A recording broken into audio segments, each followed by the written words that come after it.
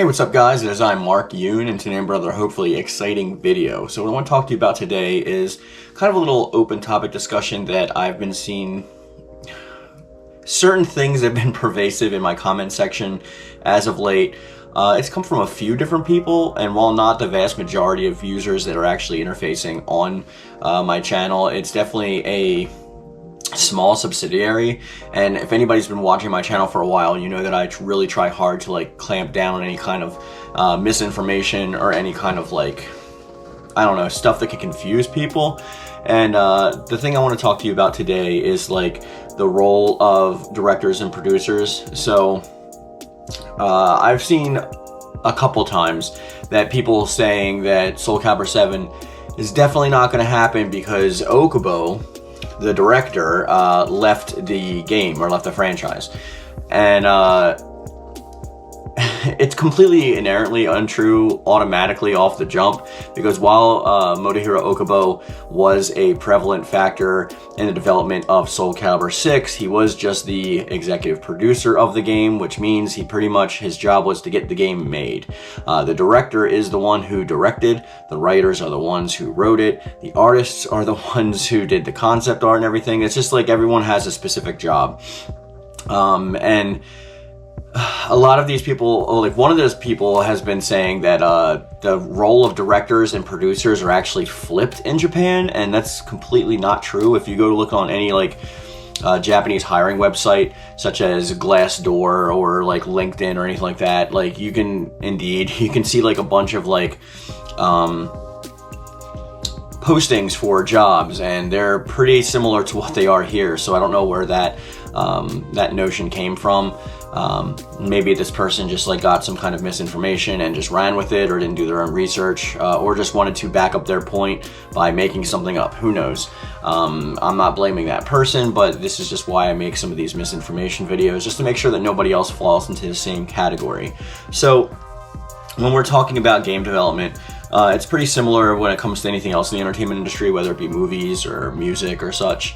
If you are the producer of a music video, for example, you are in charge of making sure the team is the right team for the job, making sure that the marketing team is doing their job, and just the production overall of the production, making sure it gets made.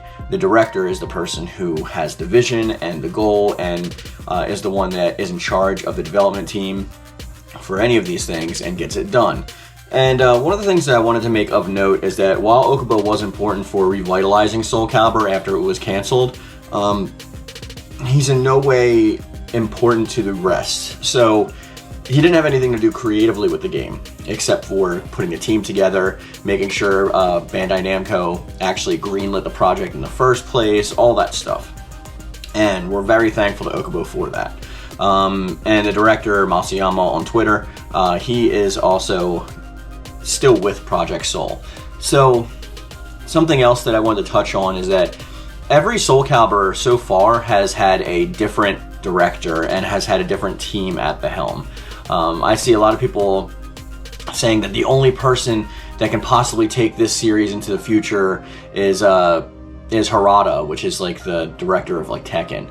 And I mean, Bandai Namco has their own teams, and Project Soul is its own team, and whoever gets hired for Project Soul works on Project Soul. I don't know where this notion came from that only one person is capable of doing anything with something, because when it comes down to it, Tekken and SoulCalibur are completely different, vastly different properties. Not only in terms of gameplay, but in terms of story and writing and direction and things of that nature. Anybody that watches anything about any SoulCalibur game and any Tekken game will tell you that they're two completely different entities, and you can see the director's humor and stuff like that in each of them, and it's just simply not the case. People saying, oh well, he worked on 5 or whatever, so okay, and I don't understand the comparison there. There's plenty of upcomers and other producers and developers from within Project Soul and within Bandai Namco as a whole that they can get the job done. And the story is, in terms of the direction, is up to the director and the writers, not the producer of the content. So I really am struggling with trying to find out where the frame of logic was leading them with this. again, this is not to call anybody out or to say anything specifically. It's just trying to clear up the record, I guess.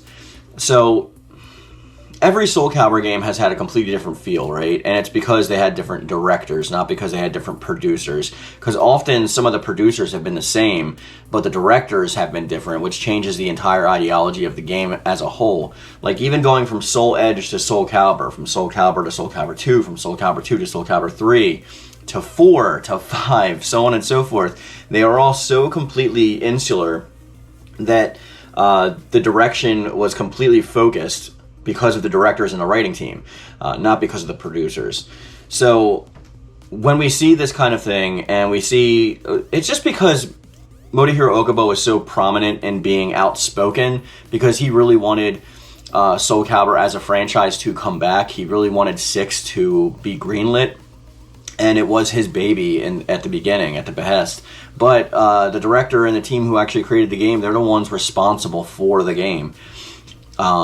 Whether you like it or not. But I guess it's because he's just so active on Twitter and he's so vocal that people kind of like zone in on him and make him like the forefront. It's kind of like, if I'm going to make it an analogy, I would liken him to like the lead singer.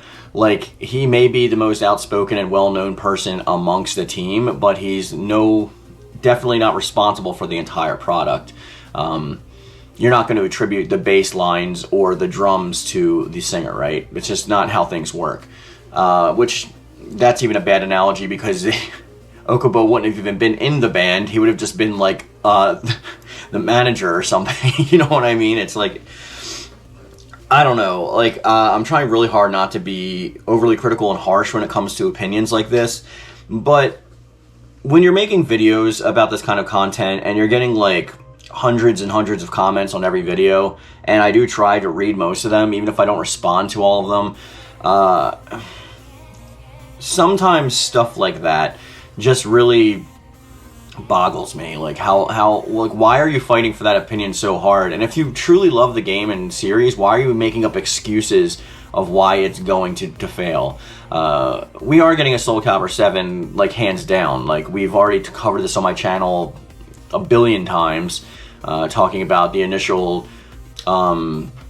reason the game was made, as it was an application game to bring the series back to life, how Bandai Namco gave them the sales goal of meeting 1 million physical sales, of which now they are over 2 million physical sales, way more than that, and that's not even including digital.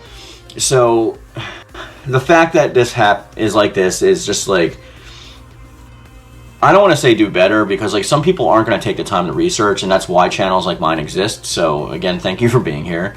But there's just like little things like that. Like, a lot of people keep on also saying bring back SoulCalibur 3 or remake it or remaster it. Listen, I mean, I still play my PS2 all the time because of SoulCalibur 3 mainly, but it's like, and the Dragon Ball games, because they were great on PS2. Listen, SoulCalibur 3 is my favorite of the entire series, so nothing would please me more than to see like an HD version come back. And why is this different from 2's HD remake? It's because of the exclusivity. Sony bankrolled that game. Sony paid for that game to be produced, so it was Sony exclusive. It was only ever on PlayStation 2. And that's still, therein lies the problem. Like, if it ever came back, it would probably come back only on PlayStation, and they've already said they're done with console exclusivity. Bandai Namco has stated that many times when it comes to the SoulCalibur franchise, because of how split the fan base was after 2. While 2 was a great game, you can never have a complete copy of that game. Even with the HD remake, you just don't get Link, because it's not on any Nintendo systems at that time, when the PS3 and Xbox 360 were the current generation. So why would they do that? Plus, there's like the Xenosaga characters they'd have to take out and remove because of licensing, or they'd have to reapply for a fresh license. The Project Soul that created that game is a completely different Project Soul than the Project Soul that exists today. So we don't know if they actually even have access to the files. We don't know how hard it would be to convert that old engine into Unreal, or how it would be remade. And a lot of times, like, these remakes and remasters aren't even done by the same team that actually creates the game in the first place, so we don't even know, like, if they have the files or capability to be able to do so. Some things are just, like, lost to time. And while I love SoulCalibur 3, and I really wish it would come back. The reason that game was so good and so expansive in terms of single player content is because it was bankrolled by Sony, but it's a double-edged sword because the Sony gains exclusive rights to that because of the fact that they bankrolled it. Xbox didn't pay for it, Nintendo didn't pay for it. That's why it didn't show up on those platforms. It was a very calculated move, and it got it bankrolled, just like LucasArts bankrolled SoulCalibur 4, and that's why it is pretty much like SoulCalibur 4 cross Star Wars. We got like 3 Star Wars characters, Star Wars levels, Star Wars music. The story revolved around Star Wars. It was just like completely bankrolled in part by LucasArts, and in turn they got to shove like as much Star Wars stuff as they wanted in there. That's why that game feels so different than the others. It's just like little things like this, not that irritate me, but that like I've reiterated this stuff so many times. I would hope that like I wouldn't have to in the future, because those videos still exist. Like all those videos are still up on my channel. You can go back and watch my very first video from like 5 years ago. All that stuff is still there. So I understand people not wanting to be online detectives or sleuths though, and go back and pine through my entire like catalog of videos, because there's a lot of SoulCalibur content on there. But when we're talking about these things and you want to state your opinion or something like that, let's just remember that it is an opinion. And I'm not telling everyone to write like in my opinion for every comment or IMO. I'm just saying that just keep in mind that I have been covering SoulCalibur almost exclusively for a long time, and a lot of people come here for their source of information or entertainment value for SoulCalibur specifically. Some people come here for Street Fighter, some people come here for Mortal Kombat, but when it comes to the SoulCalibur community on this channel, it's vastly the greater numbered community by far. So when we're having conversations, because that's what they are in the description box or on Discord, just remember to keep it cordial and that they are just that, conversations. And there's 2 sides to conversations. So stating your opinion flatly as if there's not going to be a retort or response is not the way to go about things, because I'm usually very calm and collected and nice in the comments. I don't try to yell at anybody, but I had to make this video for a reason, right? So if you did like this video, with that being said, I would love to have a thumbs up on the video if you did enjoy it. Any and all thoughts in the comment section are always welcome, and we can continue the conversation down there. I'd love to hear from you, actually, and if you want to join the Discord, it's a free Discord. There's a link to it in the description box down below. Please subscribe if you'd like to see more content like this, and as I always say, guys, I love it. Thank you. And thank you.